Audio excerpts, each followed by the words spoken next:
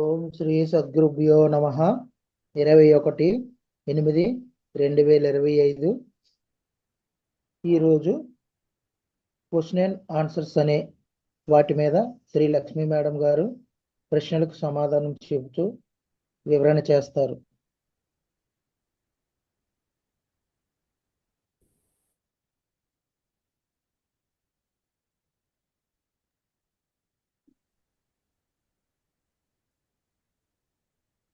ఇవాళ అంటే ఈసారి Saturday smoke and claim. Claim అంటే ప్రేమ, స్మోక్ అంటే అసూయ.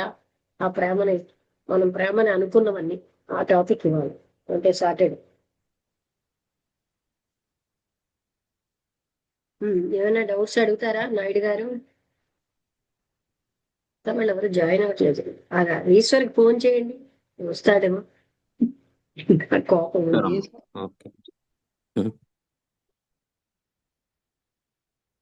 ఈశ్వర్ ఫోను అవ్వట్లేదు.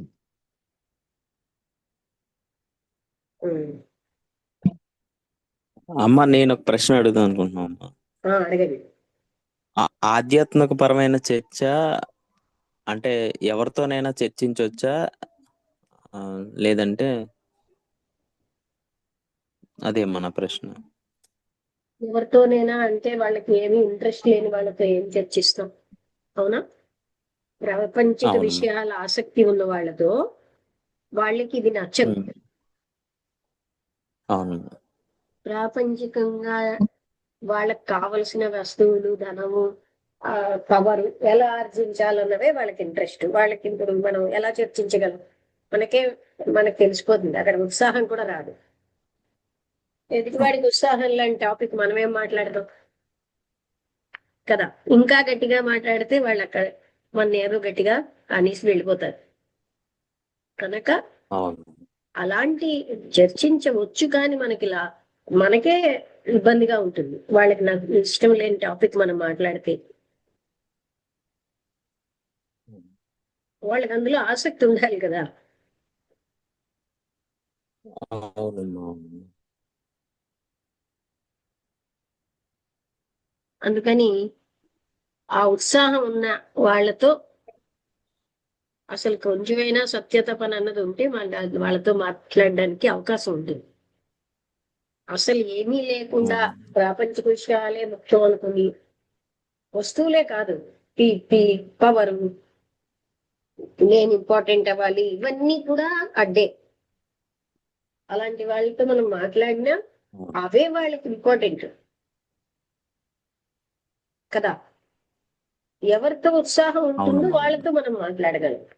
లేకపోతే తెలుసుకోవాలన్న తపనున్న వాళ్ళతో మాట్లాడచ్చు. అది లేని వాళ్ళతో ఎలా మాట్లాడగలం? పెడచెవిని పెట్టిన వాళ్ళతో ఎలా మాట్లాడగలం? అందుకే కృష్ణుడు ఏమన్నాడు, ఇది గుహ్య విద్య అంటే ఒక రకంగా సీక్రెట్ అంటున్నాడు. ఎందుకు సీక్రెట్ అన్నాడు? దీన్ని అడ్డదిడ్డమైన అర్థాలు తీస్తాడు శ్రద్ధ లేకపోతే. అవునమ్మా. అందుకని దాన్ని పవిత్రంగా ఉంచాల్సిన అవసరం ఉంది. ఆసక్తి ఉన్న వాళ్ళకి తప్పకుండా మనకి చెప్పాలని, వాళ్ళకి వినాలంటారు. లేని వాళ్ళకి చెప్పే లాభం ఏమిటి? వాళ్ళు ఇటువైపు ఎక్కడా ఉత్సాహమే ఉండదు వాళ్ళకి మనం చెప్పడం వల్ల లాభం. అవునమ్మా. అందుకే అర్హులైన వాళ్ళతోటే చర్చించడం మంచిది. అవును. అసలు దీన్ని ఎందుకని అన్ని చోట్ల దీన్ని గుప్త విద్య అని అనడానికి కారణం, ఇది ఇంద్రియాతీతమైన విషయం. వాళ్ళ ఇంద్రియాల్లోనే ఉన్న వాళ్ళకి ఏమర్థమవుతుంది? ఇంద్రియ సుఖాలు, ఇంద్రియ యొక్క అనుభూతులే ముఖ్యం అనుకున్న వాళ్ళకి ఇంద్రియాతీతమైన విషయాలు వాళ్ళకి నచ్చవు. అవును. వ్యాసాయ విష్ణు రూపాయ, అలాంటి వ్యాసుడు విష్ణువుకు రూపాయి బాకీ ఉన్నాడు, అలాంటి అర్థాలు కూడా తీస్తాడు.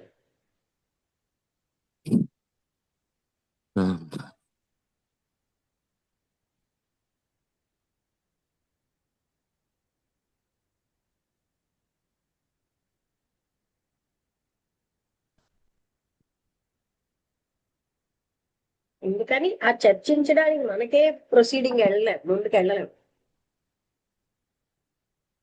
అవును.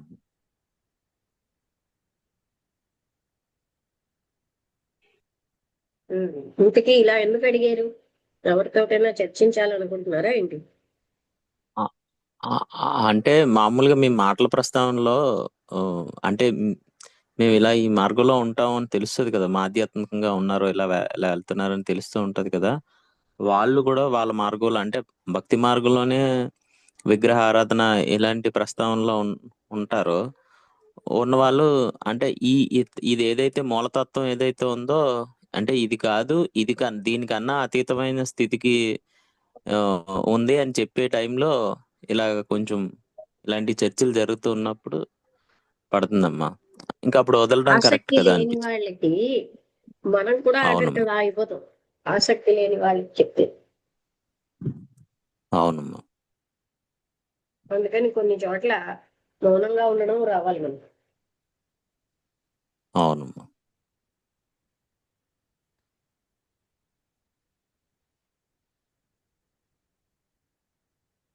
ఒక ఆయన వివేజ్ఞాన సమాజంలో చాలా ఎక్కువ ఏళ్ళే ఉంది.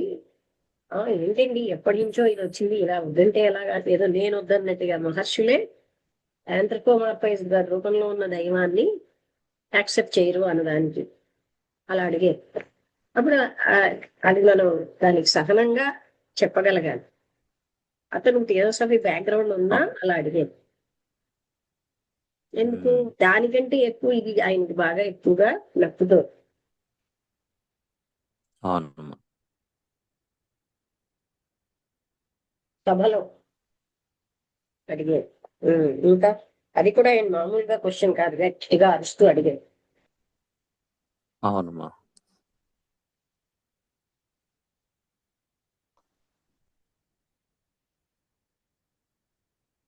అమ్మా ఇప్పుడు ఆ, నేను ఒక క్వశ్చన్ అడుగుతానమ్మా. ఉమ్, నేను ఒక ప్రశ్న అడుగుతానమ్మా. అడగండి.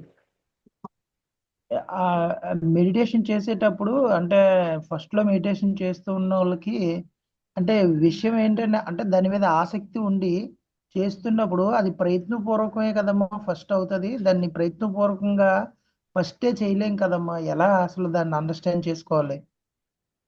అంటే ముందులో మెడిటేషన్ చేసేటప్పుడు మెడిటేషన్ చేసేటప్పుడు ఉమ్, అంటే ప్రాక్టీస్ అవుతుంది కదా. ప్రాక్టీస్ కాకుండా అంటే నిన్న జిడ్డు కృష్ణమూర్తి గారు చెప్తారు కదమ్మా.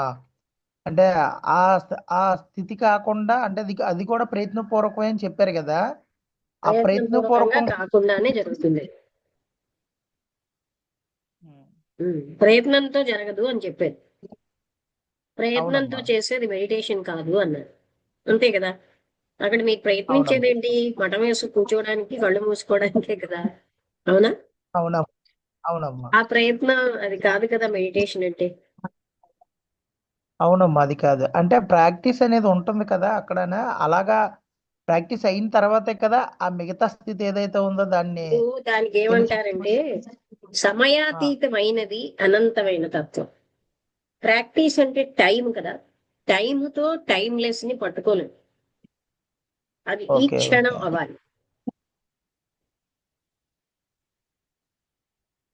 అర్థమైందా? అది ప్రాక్టీస్ వల్ల ఇవ్వదు, ఎందుకంటే అది అక్కడే ఉంది కదా. మీరు మీ దగ్గరే ఉన్న నెక్లెస్ కోసం ప్రాక్టీస్ ఏం చేస్తారు? ఆ అడ్డును అవును. తొలగించుకోవడమే కానీ ప్రాక్టీస్ చేయడానికి ఏం లేదు, అక్కడే ఉంది అది. ఓకే, దాన్ని పట్టుకోవడానికి అడ్డులు తొలగించుకోవడమే. ఓకే. అంతే కదా. అదేమి ఎక్కడో ఉంటే కదా, ఇక్కడే ఉంది, నిరంతరాయంగా ఉంది, ఎక్కడో దూరంగా లేదు. భావిస్తున్నాం దూరంగా ఉందని, మన భావన రాంగ్ కదా. దొరకడం అంటూ లేదు, అది అక్కడే ఉంది కదా, పోగొట్టుకుంటే కదా దొరకడానికి. అవునమ్మా. అది స్టాండర్డ్ గా ఉంది, దాన్ని మనం చూడలేకపోతున్నాం అంతే. అందుకని ప్రాక్టీస్ ఏమిటది కదా. అర్థమైంది. ఎక్కడో దూరంగా ఉన్న దాన్ని నేను ఎగిరి గడ్డి తీయాలి, పెద్ద ఎగురులు ఎగరడానికి ప్రాక్టీస్ చేయాలని అదేం లేదు కదా.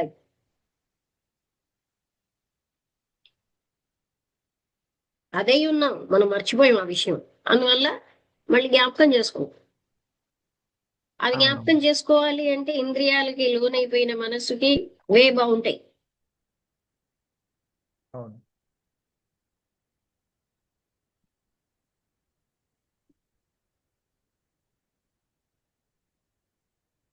ఎందుకంటే ఇది ఇంద్రియాతీతమైన విషయానికి మనం వెళ్ళాలంటే అక్కడ ఇంద్రియాలే గందరగోళంగా ఉన్న వాళ్ళు ఎలా వెళ్ళగలరు?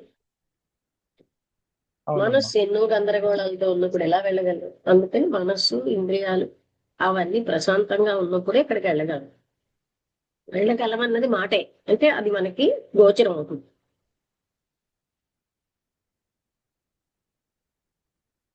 ఈ గందరగోళంలోనే జీవితం అంతా అయిపోతుంది. మధ్యలో పూజ అంటాం.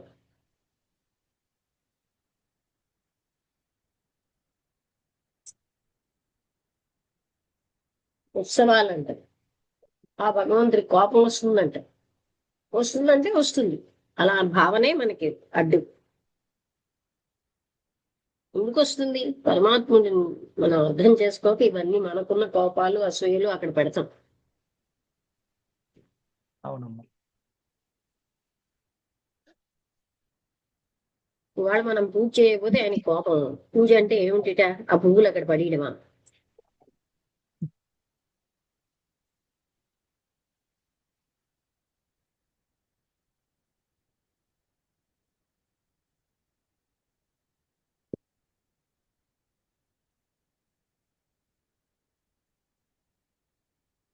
ఆ భగవత్ తత్వాన్ని అర్థం చేసుకోవడమే పూజ, పెద్ద పూజ.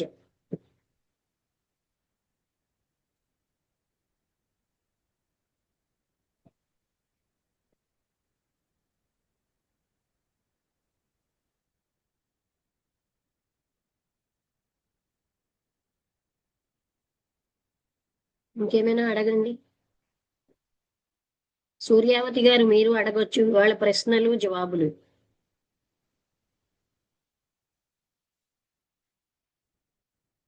వసంత గారు, అందరూ అడగొచ్చు, అంటే అందరికీ ఉపయోగకరంగా ఉంటాయి కదా మాట్లాడితే.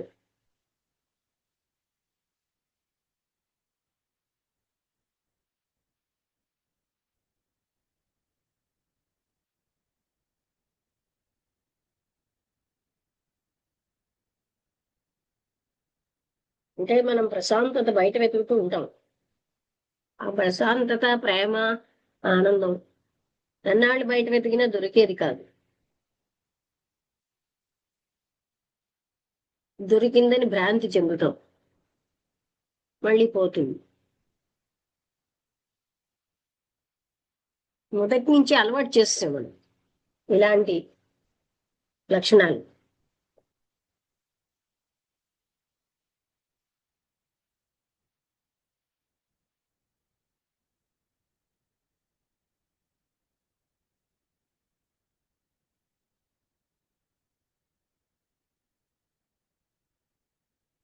అడగండి ఎవరైనా, ప్రాక్టికల్ గా మన జీవితంలో ఏదైనా అడగండి. ఆధ్యాత్మిక విషయాలు ఇది ఏదైనా మీరు అది ఆటోమేటిక్ గా ఆధ్యాత్మిక విషయమే అవుతుంది. అమ్మ, మీరు చాలా ఎక్కువ సార్లు మాట్లాడేటప్పుడు తత్వము అంటారు. అంటే తత్వం అంటే ఏంటో దాన్ని ఎలా అండర్స్టాండ్ చేసుకోవాలి? తత్వం అంటే ఈ వేదాంతాన్ని తత్వం అంటారు కొంత. తత్వం అంటే అది వేరు. తత్వమసి అన్నది మహావాక్యాల్లో అది నీవై ఉన్నావు అని అక్కడ. మామూలుగా తత్వం అంటే ఈ రకమైనటువంటి ఆ అంతర్గత ఆత్మతత్వాన్ని అవగాహన చేసుకునే దాన్ని తత్వము అంటాం.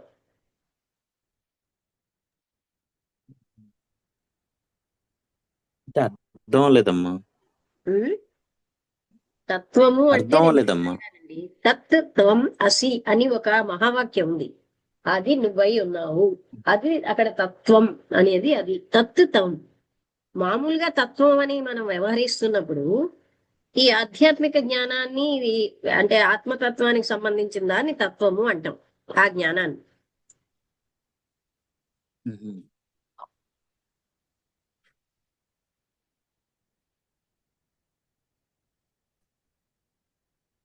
మామూలుగా ఇంకా వ్యవహారంలో ఆయన తత్వం అదండి అంటాం. అది వేరు. అది వ్యవహారంలో ఆయన యొక్క స్వభావం అదండి అనడానికి వాడతారు. ఒకే పదాన్ని నానార్థాలు ఉంటాయి కదా. అవునమ్మా. అదే కృష్ణమూర్తి గారి తత్వం, మేడం లార్డ్సీ గారి తత్వం అలా ఉంటారు కదమ్మా. అంటే ఆయన ఏ వేలో ఆత్మతత్వాన్ని పొందగలం అని చెప్పారు. బ్లావెట్స్కీ గారు ఎలా చెప్పారు, అదే మనకి మలయాళ స్వామి గారు అలాగనమాట, దాన్ని తత్వము అంటున్నారు. ఆ మన దేశకాల పరిస్థితులను బట్టి, మనుషుల యొక్క సంస్కృతిని బట్టి చెప్పే తీరు మారుతుంది. ఇప్పుడు మీతో ఒకలాగా చెప్తే ఇంకొంచెం జ్ఞానం బాగా ఉన్న వాళ్ళతో ఒకలా మాట్లాడు, ఇంకా ఏమి అలా కాకుండా ఇంకొకరు తోటి ఒక రకంగా చెప్పాలి. అవును. అలాగనమాట చిన్నపిల్లలతో మాట్లాడినప్పుడు వాళ్ళకి అర్థం అయ్యేది. అలాగా అర్థం చేసుకునే వాళ్ళని బట్టి, వాళ్ళకున్న సంస్కృతి సాంప్రదాయాలని బట్టి చెప్పే తీరుల్లో కూడా మార్పు వస్తుంది. ఇప్పుడు ఎగ్జాంపుల్స్ మరి కొన్నేళ్ల వాళ్ళకి అర్థం అవ్వవు. ఇప్పుడు వాళ్ళకున్న అనుభవాలు అప్పుడు వాళ్ళకున్నవి వేరేగా అయిపోతాయి. అదనమాట విషయం ఒకటే, కానీ చెప్పే తీరుల్లో తేడా.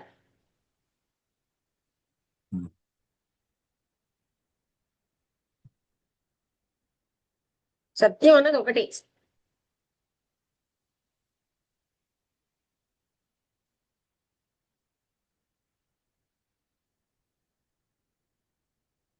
ఓకే. వసంత గారు వెళ్ళిపోయారండి.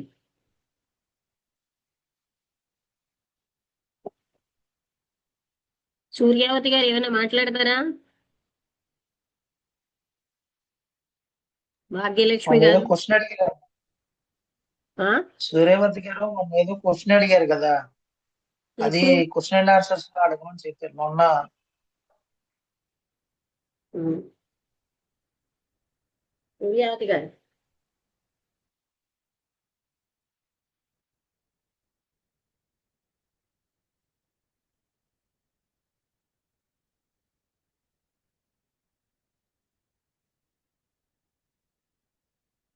నమస్తే మేడం.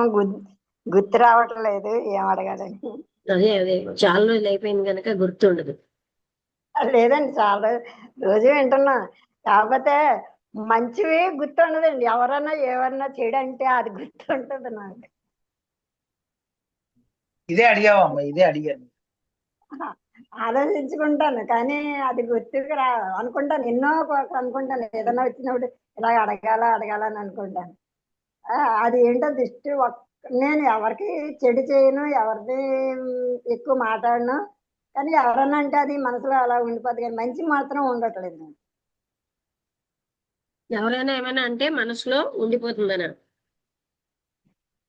అదే ఎందుకు నేను ఎవరిని ఏమన్నా కదా, ఎందుకు అన్నారు, ఎలా వచ్చింది అది, అది ఏదో అలాగ అనుకుంటాను. కానీ ఆ మంచి మాటలు గుర్తు అన్నీ వింటాను, అన్ని టీవీలో వింటాను, సెల్లో వింటాను, ఉపన్యాసాలకు వెళ్తాను, గుళ్ళోకి వెళ్తాను. అది గుర్తు ఉండట్లేదు. మళ్ళీ అనుకుంటాను ఎవరన్నా మాట చెప్పినప్పుడు కానీ ఈ మంచి మాటలు మనం వాళ్ళకి చెప్తాము అలా అనుకుంటాను. కొన్ని కొన్ని చెప్తాననుకుని అందరూ నన్ను అంటారు, అమ్మ మీకు అన్నీ తెలుసని అంటారు. కాకపోతే మనం ఇంకా వీళ్ళందరూ క్వశ్చన్లు అడుగుతున్నారు కదా, అలాగ అడగడం కూడా నాకు రావట్లేదు. ఏం లేదు, మన జీవితంలో ఒక విషయాల్ని అవగాహన చేసుకుని అడుగుతున్నాం అంతే. మామూలుగా సామాన్యంగా పిల్లలకన్నా ఎవరికన్నా చెప్తానండి, ఆ దేవుడి గురించి అన్నా ఏదన్నా ఎవరికన్నా చెప్తాను. మీరు ఆటోళ్ళ దగ్గర మాట్లాడడానికి అసలు రావట్లేదు. ఏదైనా మనం జీవితంలో ఆచరించేటప్పుడు మనకు వచ్చిన అడ్డంకులు అవి మాట్లాడుతున్నాం. ఎక్కువ మంది ఎందుకో ఈ మధ్య చాలా తక్కువ అయిపోయింది. రమ్మగారు కూడా ఇవాళ రాలే.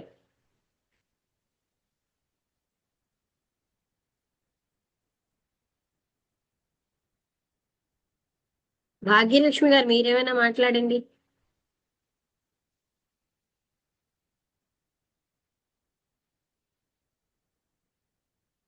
ఈశ్వర్ మీకు ఏమైనా డౌట్లు ఉంటే అడగండి. లేదమ్మా, నేను ఇంకా ఇప్పుడే జాయిన్ అయ్యానమ్మా. అంటే డౌట్స్ ఇవాళ question answer sessions. Question and answers అండి ఇవాళ.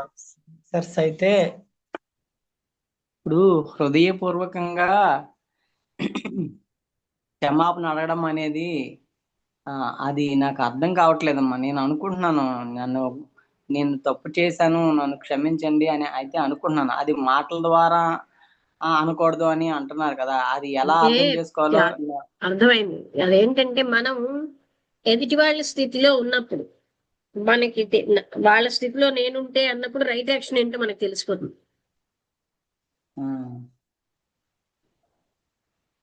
అంటే వాళ్ళ పరిస్థితిలో మనం ఉండి మనం ఎలా అంటే ఇప్పుడు చూడండి, ఆకలిగా వచ్చాడు ఎవడో, పో అంటాం.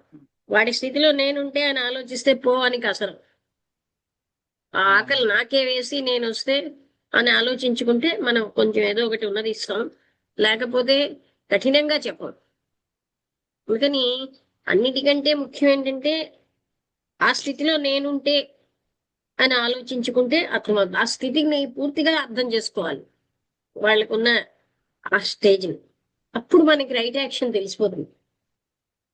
సేల్స్ గర్లు వస్తారు, ఏంటి ఇలా డిస్టర్బ్ చేస్తున్నారు, మన యాంగిల్లో చూస్తున్నాం, కానీ వాళ్ళ యాంగిల్లో అంత ఎండలో వచ్చినప్పుడు వాళ్ళకి గ్లాస్ మంచినీళ్ళు ఇవ్వడం అనే దానికి ఎంత ఆనందిస్తారు. కనీసం కావాలా అని అడిగితేనే వాళ్ళు ఆనందిస్తున్నారే.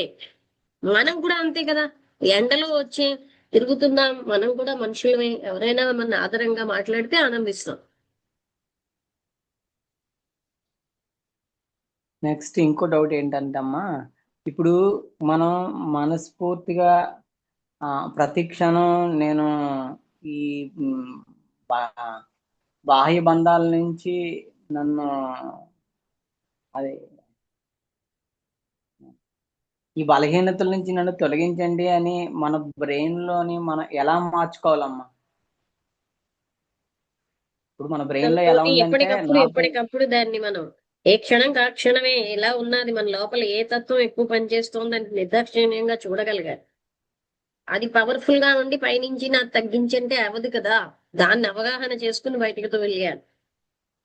అంతేగాని ఒకటి పవర్ఫుల్ గా ఉండి నాకు ఇప్పుడు నాకు స్వీట్ తినాలని ఉంది, నా స్వీట్ తినకుండా చెయ్యి అంటే ఎలాగా? మనలో ఉన్న ఆ తపన పైకి వెళ్ళిపోతుంది, బయటకు వస్తుంది యాక్షన్ లో.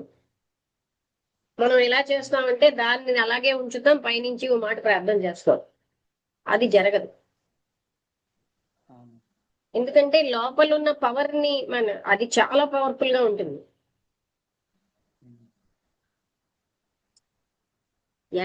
ఎక్కడ మనం అటెన్షన్ పెట్టాలో పెట్టకుండా మిగతా దగ్గర ఏదో నేను మాట్లాడేసాను అయిపోయింది, నేను అనేసాను ఆయనతో అడిగేసాను అంటే ఆయనేమి మనస్సుకి అందడు, పరమాత్ముడు మాటలకి మనస్సుకి అందడు కదా.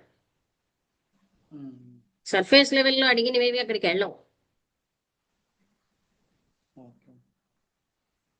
మరి హృదయపూర్వకంగా ఏదైనా చెయ్యాలని అంటారు కదమ్మా, అది ఎలా అనేది నాకు అర్థం అవట్లేదమ్మా అసలు.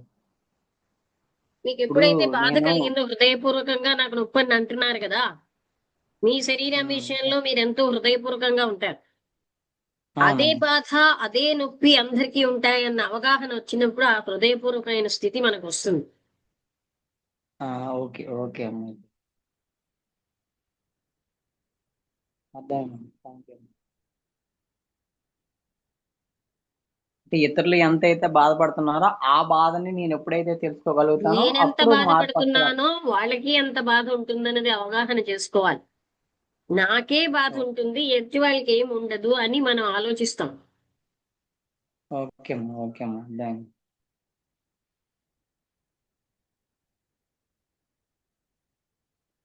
వాళ్ళ సెంటర్ లో ఆలోచిస్తే ఇప్పుడు ఒక చిన్న పిల్లవాడికి ఎన్ని బాధలు ఉంటాయో, అబ్బా చిన్నపిల్లలు ఎంత బాగా ఉంటారో అనుకుంటాం. వాళ్ళకి చీకటి అంటే భయం, పెద్దవాళ్ళంటే భయం, వాళ్ళకి అన్ని భయమే. ఏదైనా ఎత్తైన వస్తువు తీసుకోవడానికి కష్టం, వాళ్ళ కష్టాలు వాళ్ళకు ఉన్నాయి. గట్టిగా కసురితే భయం.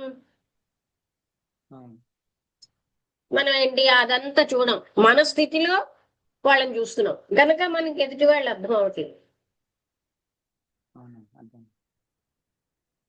చిన్నప్పుడు ఎన్ని కష్టాలు ఉన్నాయన్నది ఇప్పుడు మర్చిపోయి మన ఆహాహా చిన్నతనం బాగుందంటాం.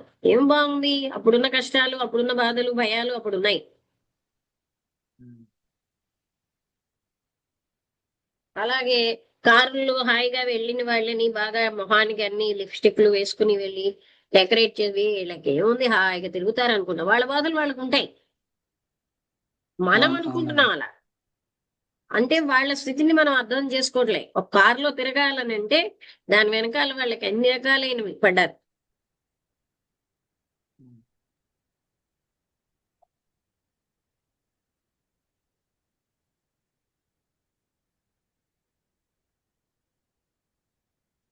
పై నుంచి చూడడం కాదు, అదే స్థితిలో ఒక స్త్రీ, ఆ స్త్రీ భయంగా ఉంటుంది, తన శీలం ముఖ్యం అనుకుంటూ ఉంటుంది. ఆ స్త్రీ యొక్క దీన్ని మనం చేస్తున్నామని అనేది అక్కడ కూడా మనం అవగాహన చేసుకోవాలి. నా స్థితిలో అని ఆలోచిస్తే మనకు అర్థం కాదు. ఆ స్థితిలో నేనుంటే అనేది.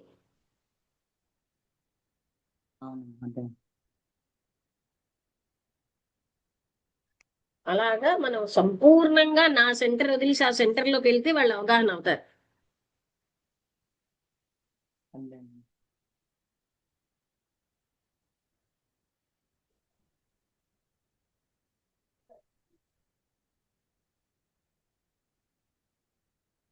మీకు మీరు అవగాహన అవరు, నాకు మీరు అవగాహన అవుతారు. ఎలాగా? ఎందుకంటే నా సెంటర్ వదిలేసి అక్కడికి వెళ్ళినా మీరు ఏంటంటే మీరు ఊహాత్మక చిత్రంలో జీవిస్తున్నారు కానీ యథార్థం చూడటంలే. మనుషులకి ఇమేజ్ అని ఉంటుంది, ఆ ఊహాత్మక చిత్రంలో జీవిస్తారు. వాళ్ళ కోసం వాళ్ళకు ఒక ఊహాత్మక చిత్రం ఉంటుంది. నేను ఇది నేను అది అనే ఆ ఊహాత్మక చిత్రంలో కొన్ని గట్టి నిర్ణయాలు పెట్టుకుంటారు, కానీ వాళ్ళు అలా ఉండరు.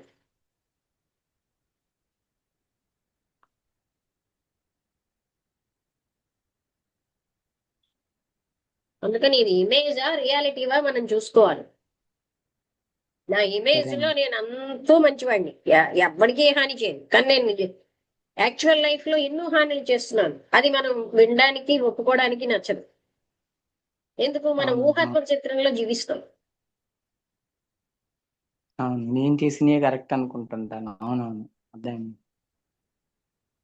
ఆ ఊహాత్మక చిత్రం రియల్ అని భ్రాంతిలో బతకడం బట్టి మనకి యథార్థం ఇష్టంగా ఉండదు.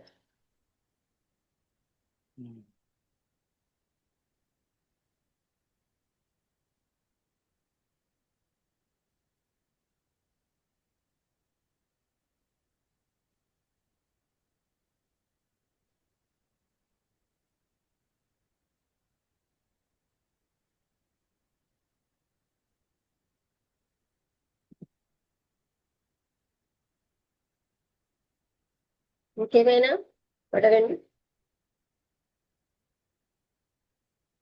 ఎవరైనా అడుగుతారా? నాయుడు గారు. అమ్మా నేను క్వశ్చన్ అడుగుతానమ్మా. అడగండి. అమ్మా ఇప్పుడు అంటే సంకల్పానికి సంకల్పాన్ని దాటిన స్థితిలో చూడమంటున్నారు కదా, మరి అప్పుడు సంకల్పాలు చేయడం కూడా కరెక్ట్ కాదమ్మా? దేన్ని చూడమంటున్నారు సంకల్పాలు దాటిన స్థితిలో? అంటే సత్యం అనే దానికి సంకల్పాలతో కూడా పని లేదు అనే విషయం కదండి, చాలా విషయాల్లో. సంకల్పం అన్నది ఒక ఆలోచనే కదండి, ఒక ఐడియా. అది ఐడియాలకు అవునమ్మా. అతీతమైన దాన్ని ఐడియాలతో ఎలా పట్టుకోగలం? అంటే ఇప్పుడు మరి ఏ పనైనా జరగాలంటే ఏదో సంకల్పం ద్వారానే కదమ్మా జరుగుతుంది. ఆ మరి పనులన్నిటికీ దానికి మీరు వేరు, ఇది వేరు కదా. ఇది మనస్సుకి సంబంధించింది కాదు. ఈ సంకల్పం మనస్సుకు సంబంధించిందేనా? అవునమ్మా అవునమ్మా. మనస్సు నేను ఓకే అమ్మా, అనుకుంటాం. క్లారిటీ. సంకల్పానికి సత్యానికి అసలు సంబంధం లేదు, అది మనసుతో కూడుకున్నదే అనే విషయం. ఎఫర్ట్ అని ఎందుకంటారు? ప్రయత్నం వల్ల రాదని. ప్రయత్నించేవాడు ఒకడు ఉంటున్నాడు, అది మనసు తయారు చేసింది. ఓకే. మళ్ళీ అక్కడ మనస్సే, మనస్సుతో పట్టుకోబడదు.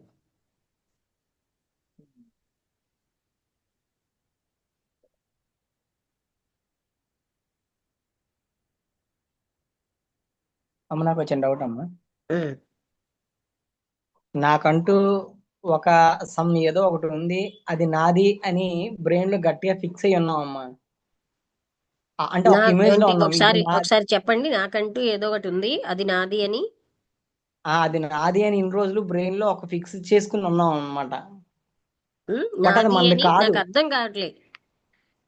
ఎగ్జాంపుల్ అమ్మా, ఒక ఇల్లు ఉందమ్మా, ఇల్లు నాది అని ఇన్ని రోజులు బ్రెయిన్ లో ఒక ఇమేజ్ తయారు చేసుకున్నాను నేను. ఆ ఇమేజ్ ని నేను ఎక్కడైతే తయారు చేసుకున్నానో మళ్ళీ అక్కడే నేను దాన్ని వదులుకోవాలి కదమ్మా. ఎక్కడ? మనస్సులో ఆ మనస్సే అవన్నీ తయారు చేస్తుంది. అదే అంటున్నాను, నాది అన్నది ఎక్కడైతే మనం ఏముందండి? ఒకసారి వినండి. అదే మనం నాది చెప్పండి. నాది అని మీరు అంటున్నది ఏది నిజంగా తన డబ్బులతో కట్టిన, ఇప్పుడు మా ఇల్లే నేను కొన్నది, కానీ అది నాదేనా అనుకుంటే ఎలాగా? అది అన్ని వదిలేయాలి కదా, నాది ఎలాగవుతుందండి? ఏదో అవునవును. వ్యవహారానికి ఇలాగా, కానీ ఇంటర్నల్ గా నాది నా అన్నది వదిలేస్తూ ఉంటేనే మనం ఉన్నత స్థాయికి వెళ్తాం. అంటే మళ్ళీ ఎక్కడైతే ఇమేజ్ క్రియేట్ చేసుకున్నామో ఎక్కడ మళ్ళీ క్రియేట్ అక్కడికి వెళ్ళే చేశారండి? దాన్ని మనస్సే పూజించేవాడు. ఇంకెక్కడో అంటూ అలా మాట్లాడడం మనస్సే తయారు చేస్తుంది కదా. అవునమ్మా, అవునమ్మా, అదే అదే డౌట్ అమ్మ నాకు. మనస్సే ఈ నాది నా అన్నది తెచ్చిపెడుతుంది. అవునమ్మా.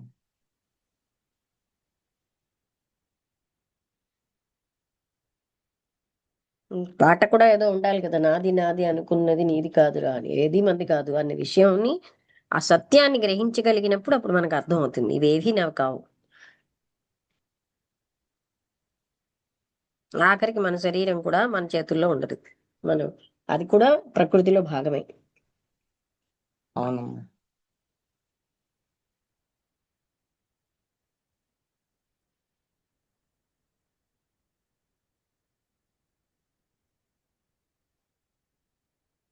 ఈ నాది నావే మనకు అడ్డుతున్నాయి అంటే ఎందుకని మనస్సు తెచ్చిపెడుతోంది ఇవన్నిటిని.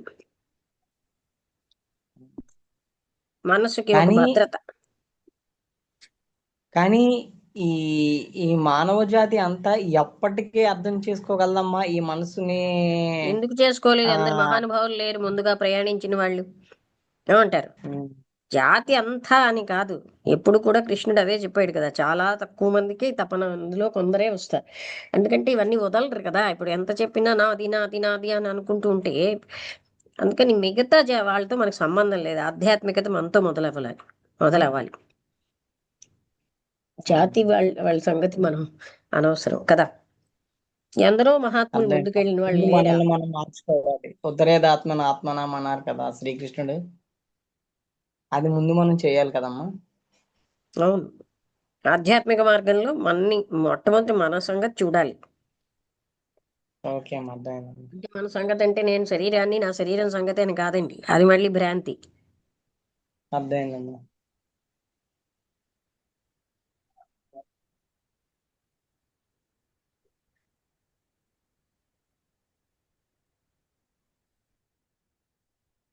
నాయుడు గారు మీరేమైనా లేదా రమణ?